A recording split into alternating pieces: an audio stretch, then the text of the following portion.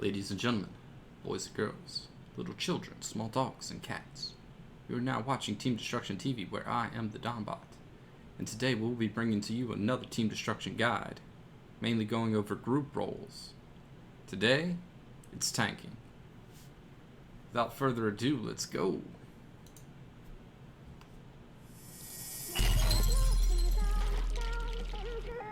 What is up, all of you beautiful people? Today, we're going to be talking about tanking in Everquest, specifically in the TLP setting. Now, without further ado, you have the three main tanking classes. You have Warrior, Paladin, Shadow Knight. We're going to go over all three tanking styles, the do's and don'ts, and basically how to play most efficiently for your group. This is all assuming that you've built your group for CC. So, we'll start with the Warrior. Probably, in my opinion, the hardest class to tank on in TLP, not because of actual skill required, but because it is most dependent on how your group plays. First of all, let's get the elephant in the room out the way. You do not peel from your target. If you have CC in your group, you never peel from your target. If you are main assist especially, you do not change targets. If for some reason you feel the absolute dire need to attempt to peel a target that has decided to chase DPS or your healer, you tab to that target and you try a taunt. You get back on your main target. If it works, it works. If it doesn't, you tried, it's CC's problem now. You can keep tabbing to that target and keep dropping taunts on it, but do not attack it. Do not waste your attacks on the target. You need to get the main target dead and then you can swap. Now, for the Warrior, he only got one tool, man. It's Provoke. Later you get Berate. You can stack the two for massive threat gains, but probably 20 to 50 you're going to be playing with Provoke, and that's about it. In order to use Provoke properly, you want to use it when you have threat. And don't overwrite it. It's kind of pointless to overwrite it. What instead you would want to do is, if you don't have threat, get it with a taunt, and then pat it down with your Berate. Or Provoke, whatever you have.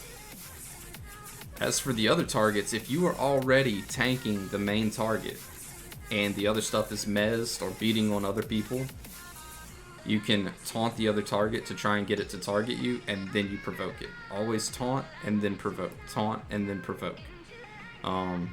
If you have your main target, and the other stuff is already mezzed, when your cooldown pops up, if you're still tanking that same target, go ahead and start your provoke on another target. Even if you don't have the threat currently, it's building on that target. That's about the only thing you can do as a Warrior. As long as you're proactive, then you don't have to be reactive. For the SK uses dots. You gotta be careful. Definitely only have dots on your main target. If a mob jumps on the other targets, or your other group members, you need to target it, taunt it, then get back on your main target. As long as your main target is dotted and cannot be CC'd, it is imperative that you hold that target down. Overzealous DPS sometimes can still pull threat from a Shadow Knight, probably not likely. However, get a successful taunt, get the target to target you, then pat it down with your dots. If you just start spamming dots, and then you taunt later to try and pull it off of somebody, all that time that you spent casting dots on it and whatnot, all of that aggro is wasted the second that you press that taunt button and you get a successful taunt. So it'll put you on top of the list, but if you were building down here and you jump up here, this doesn't help you anymore. You needed those dots to pad you up, because the more mana that you waste spamming dots is less mana that you have later on. The group does not want to wait for their tank to med. If you are a Paladin, if you are an SK, you know this. Those classes, because of their resource management, it is hell if they have to pull and tank, because they run a deficit constantly. If you are a Paladin, you've got probably the easiest time. The only character or class is Ranger that has an easier time than a Paladin holding threat, because the Paladin has some pretty awesome stuff. But even before you get your stun, you'll have access to blind and root. Blind, you don't want to lose proximity. Dude, If you blind something, you do not leave proximity of it. If it takes off and it trains, you just wasted 20, 25, 30 minutes of your group, because you're either going to wipe or you're going to have to deal with a train that's going to waste everybody's resources. And it's all literally because you left proximity. If you're struggling just holding it with blind, you might consider rooting the target. As a matter of fact, you might consider foregoing blind completely and just rooting the target and maintaining the closest proximity to it. Let your group members go in or go out, depending on if they're holding threat or not. They need to mind their own threat generation, as with any tank. So keep that in mind. You do have root as probably one of the most powerful tanking tools that the class can have.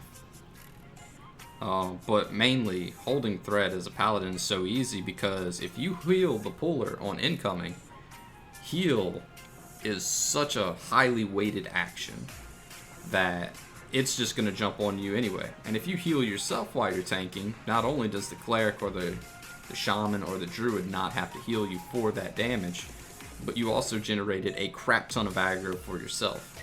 We're not even talking about stun here.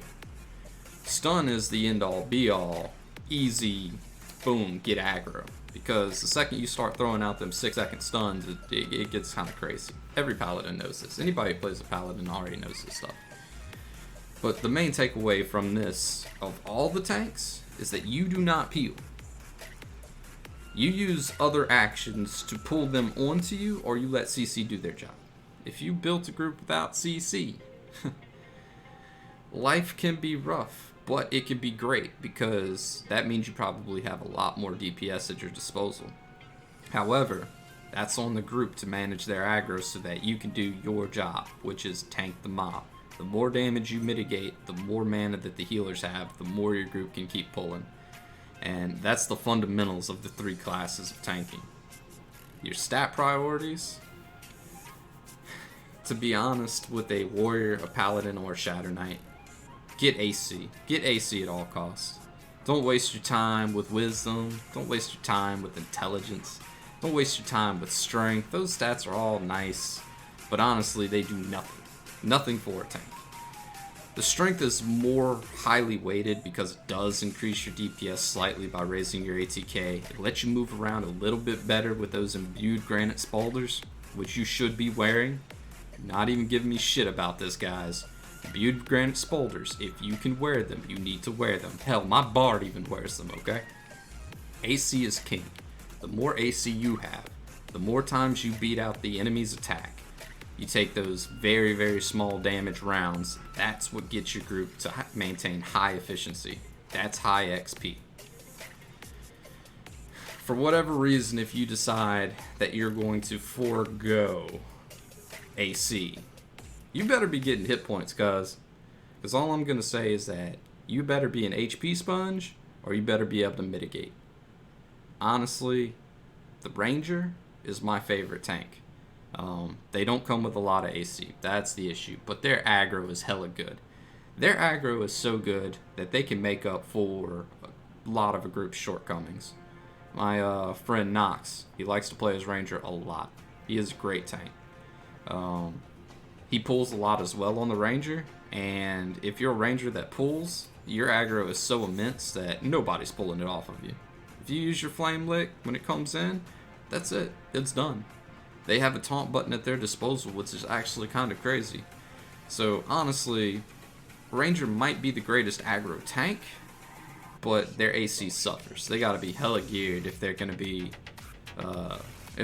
your primary tank and not absorb too many heals. But because they are much more DPS than your Paladin, Shatter Knight, it really just works out in your favor to have a glass cannon group like that, especially in the lower tier levels. Now, aside from all of that, you really should build your group around CC, but if you don't, be mindful. Hopefully you have some good players in your group. Clerics, druids, shamans, they all have access to root. A group that knows how to use root is probably going to be your best XP groups, not even if they have to use it, but because they know that they can use it, they know how to use it, will increase your XP gain across the board. Now, when it comes to tanking, you should always prioritize your gear. That's That's a given. Everybody who plays a tank for even half a second knows this stuff. But if it's your first character, don't get discouraged, because a lot of tanking in EQ does revolve around your gear. Very little skill in the TLP is required to tank. You just have to be very mindful. Figure out what your group's doing, what their shortcomings are, and then play around that as the tank. Don't peel off, stay on the main target, and you'll do great. And that's pretty much it for tanking in TLP. So I appreciate you guys for watching this guide. If you like what you see, click the link down below. Hop in our Discord, play with me, play in EQ. And if you don't know some stuff, feel free to ask. Especially in game, because I'm always down to help. So without further ado, until next time guys, I'll catch you on the next one.